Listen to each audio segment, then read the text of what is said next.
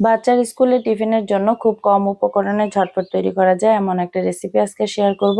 এখানে পানিতে দিয়ে দিলাম সয়াবিন তেল, লবণ আর সামান্য বাবল ক্রিয়েট হলে এখানে দিয়ে দিচ্ছি চিনি গুঁড়া চাল। চালটাকে এখন 80% মতো সিদ্ধ করে নিতে হবে। একটা প্যানে সামান্য সয়াবিন তেল নিয়ে দুটি ডিম স্ক্রাম্বল করে নিচ্ছি।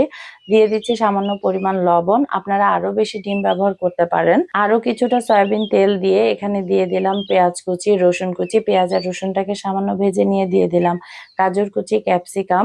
আর এখানে দিয়ে দিচ্ছি আগে থেকে স্ক্রাম্বল করে রাখা ডিম আর সিদ্ধ করে রাখা রাইস। দিয়ে দিলাম সামান্য পরিমাণ লবণ, সয়া সস আর দিয়ে দিব টমেটো সস। সয়া সসটা কিন্তু অবশ্যই দেওয়ার চেষ্টা করবেন, তাহলে ফ্রাইড রাইসের যে অথেন্টিক স্বাদটা সেটা চলে আসবে। এখন সবকিছুকে হাই হিটে ভালোভাবে রান্না করে নিতে হবে 6 থেকে 7 মিনিটের মতো। এই তো আমার ফ্রাইড রাইসটা কিন্তু তৈরি হয়ে গিয়েছে।